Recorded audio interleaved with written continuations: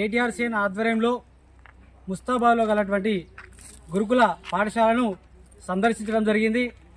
ఒకనాడు కేసీఆర్ గారు ముఖ్యమంత్రిగా ఉన్ననాడు, ప్రిన్సిపల్ సెక్రటరీగా ప్రవీణ్ కుమార్ సార్ గారు ఉన్ననాడు గురుకులాలు దేదీప్యమానంగా చాలా చక్కగా పాఠశాలలన్నీ కూడా నడిచినాయి. పాఠశాలలో సీట్లు దొరకాలంటే దొరకని పరిస్థితులలో ఎమ్మెల్యే స్థాయిలో కూడా విద్యార్థుల తల్లిదండ్రులు ఫైరోల్ చేసేటువంటి ప్రయత్నాలు ఆనాడు కేసీఆర్ గారి ప్రభుత్వంలో కనబడ్డది. ఈనాడు గురుకులాలు ప్రభుత్వ నిర్లక్ష్యంతో పిల్లలంతా కూడా పిట్టల లెక్క రాలిపోతూ ఉన్నారు. పిల్లల ప్రాణాలంతా పోతూ ఉన్నాయి.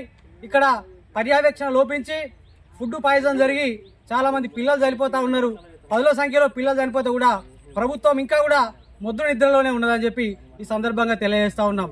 ఆనాడు కేసీఆర్ గారు ఈ గురుకులాలు ఉన్నతంగా ఉండాలని చెప్పి, పేద పిల్లలందరూ కూడా ఉన్నతమైన విద్య అందాలని చెప్పి దాదాపు 1000కి పైగా రాష్ట్రంలో గురుకులాలను ఏర్పాటు చేసి బడుగు బలహీన వర్గాల పిల్లలందరూ కూడా ఉన్నతమైనటువంటి చదువులు అందే విధంగా ఆనాడు కేసీఆర్ గారు చేస్తే, ఈనాటి రేవంత్ రెడ్డి గారి సర్కారు గురుకులాల్లో ఉన్నటువంటి పిల్లలందరూ కూడా ప్రాణాలు తీసేటువంటి ప్రయత్నాలు చేస్తూ ఉన్నది. ఈనాటి బడుగు బలహీన వర్గాల పిల్లలు రేపటి తరానికి రాకుండా ఈరోజు అడ్డుగట్ట వేస్తూ ఉన్నామని చెప్పి ఈ సందర్భంగా తెలియజేస్తూ ఉన్నాం. ఈరోజు మా పార్టీ ఇచ్చినటువంటి పిలుపులో భాగంగా గురుకులాలు ఏ రకంగా ఉన్నాయి వాటిని సందర్శన చేసి ఆ గురుకులాల్లో ఉన్నటువంటి సమస్యలను మా దృష్టికి తీసుకురావాలని చెప్పి పార్టీ చెప్తే, అందులో భాగంగా మేము గురుకుల సందర్శనకు వస్తే ఈరోజు గురుకులాల్లో ఒకటికి రానిచ్చేటువంటి పరిస్థితి లేదు. ఎందుకంటే గురుకులాల్లో ఏదైనా సమస్యలు ఉంటే ఈ సమస్యలు మళ్ళీ బయటకు తీసుకొస్తారు అని చెప్పి భయంతో గురుకులాలను ఎక్కడికక్కడ పగడబందీ చేసి గేట్లు పెట్టి బయటకు పంపించేటువంటి పరిస్థితి కనబడతా ఉంది. ఈరోజు మండలానికి సంబంధించినటువంటి బాధ్యులుగా ఉన్నటువంటి ఎంఈఓ గారితో కూడా ఫోన్లో మాట్లాడడం జరిగింది. సార్, ఈరోజు సందర్శనకు వస్తే ప్రిన్సిపల్ గారు రాణిస్తలేరు, మరి పరిస్థితి ఏంటి సార్? ఈరోజు మాకు పార్టీ సమస్యలు బయటకు తీసుకురామన్నది, సమస్యలు తీరే విధంగా ప్రజల పక్షాన విద్యార్థుల పక్షాన మనము వాళ్ళందరికీ న్యాయం జరిగేలాగా మనం అందం ఉందామని చెప్పి కేటీఆర్ గారు చెప్తే, అందులో భాగంగా మేము వస్తే లోపలికి రానిచ్చేటువంటి పరిస్థితులు. ఎందుకంటే లోపల ఉన్నటువంటి సమస్యలు బయటకు వస్తే ఇది ఇంత పెద్దగా అవుతా ఉన్నది. పిల్లలు పిట్టలెక్క రారిపోయినా పర్వాలేదు కానీ వీళ్ళని మాత్రం రానియద్దన్నటువంటి ఒక దృఢ సంకల్పంతో ప్రభుత్వం ఉన్నది. ఇలా ప్రభుత్వానికి మేము ఒకటే చెప్తా ఉన్నాం, ఆనాడు గురుకులాలు ఏ రకంగా ఉండే అంతకంటే మంచిగా మీరు గురుకులాల ముందుకు తీసుకునే ప్రయత్నం చేయాలి తప్ప, ఈనాడు గురుకుల మీద పర్యవేక్షణ లేకుండా, విద్యాశాఖ మీద పట్టు లేకుండా, ఓ దిక్కు పిల్లలు ప్రాణాలు పోతా ఉంటే మీరు పట్టి లేకుండా మీ యొక్క కట్టలు నోట్లకు మీ పంపకాలల్లే ప్రభుత్వం అంతా కూడా సిద్ధమై ఉన్నది. దీన్ని మేము తీవ్రంగా ఖండిస్తా ఉన్నాం. రానున్న రోజులలో ఖచ్చితంగా కేసీఆర్ గారి సారథ్యంలో, కేటీఆర్ గారి సారథ్యంలో గురుకులాల్లో జరుగుతున్న అన్యాయాలన్నిటి మీద పోరాటం చేయడానికి సిద్ధంగా ఉన్నాం. త్వరలో గురుకులాల్లో జరుగుతున్నటువంటి అన్యాయాల మీద, అక్రమాల మీద మేము త్వరలో పెద్ద మొత్తంలో పాదయాత్ర కూడా తీసుకుపోతా ఉన్నాం.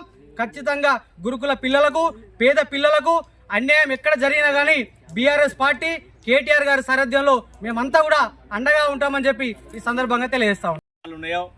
విద్యార్థుల అసౌకర్య పరిస్థితులు ఏవైతే ఉన్నాయో వాటిని పరిశీలించాలని ఈరోజు గతంలో బీఆర్ఎస్ పార్టీ ప్రభుత్వంలో కేసీఆర్ గారి నాయకత్వంలో గురుకులాలలో సీటు కావాలంటే ఫైరవులు చేసి పోటీ పడేటువంటి పరిస్థితిలో ఉండే. కానీ కాంగ్రెస్ పాలనలో రేవంత్ సర్కారులో గురుకుల పాఠశాలలు మొత్తం ఆగమైపోయి అగమ్య గోచరంలో విద్యార్థులందరూ ఒకవైపు మరణాలు సంభవించినటువంటి పరిస్థితి మొన్నటికి మొన్న మనం చూసినాం. ఈరోజు శైలజ గారు గురుకులాలు మన రాజన్న సిరిసిల్ల జిల్లాలో కూడా పాము కాటుకు గురైనటువంటి సందర్భం చూసినాం.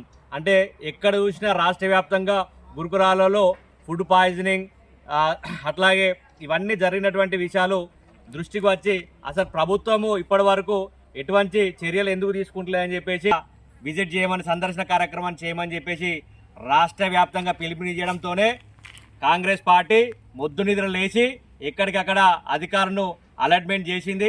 అసలు ఏం జరుగుతుందో తెలుసుకోవడానికి మేము విద్యార్థుల పరిస్థితి లోపల పరిస్థితులు ఏ రకంగా ఉన్నో తెలుసుకోవడానికి మేము సందర్శన వస్తే మమ్మల్ని అడ్డుకుంటున్నా ఉన్నారు, లోపలికి రానివ్వడం లేదు. ఈరోజు లోపలికి అలో లేదని చెప్పేసి చెప్తా ఉన్నారు. మేము ఒకటే కోరుతా ఉన్నాం, మేము కోరుకునేది కూడా ఏంటంటే విద్యార్థులు సుభిక్షంగా మంచి సంరక్షణలో ఉండాలి, మంచి పౌష్టికాహారం అందాలి, ఎటువంటి మంచి రక్షణ కవచంలో విద్యార్థులు చదువు సాగించాలనేటువంటి దాని గురించే మా తాపత్రయం, మా ప్రభుత్వ తాపత్రయం. ఇదే గురుకులాల నుండి ఎవరెస్ట్ శిఖరం ఎక్కించినటువంటి ఘనత మా కేసీఆర్ గారి ప్రభుత్వానికి. కానీ ఇప్పుడున్నటువంటి గురుకుల తల్లిదండ్రులు అందరూ ఆలోచన చేస్తూ ఉన్నారు.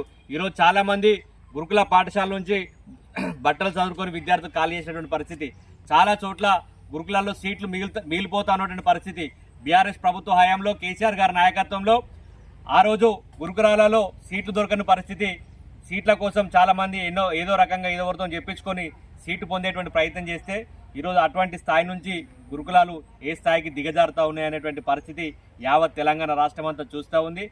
ఏదేమైనా ఈ గురుకుల పాఠశాలకు సంబంధించిన విద్యార్థుల పక్షాన మా బీఆర్ఎస్ పార్టీ కేసీఆర్ గారి సారథ్యంలో, కేటీఆర్ గారి నాయకత్వంలో ఎప్పటికప్పుడు ఎటువంటి సమస్యలున్నా మేమందరం అండగా ఉంటాం. ఖచ్చితంగా విద్యార్థుల పక్షాన పోరాడతాం.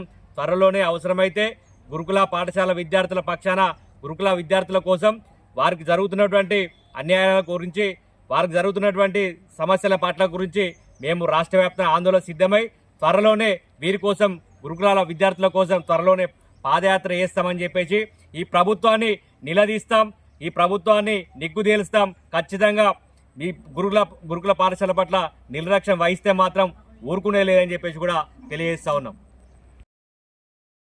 MFSN ఛానల్కు లైక్ చేయండి, షేర్ చేయండి, సబ్స్క్రైబ్ చేయండి.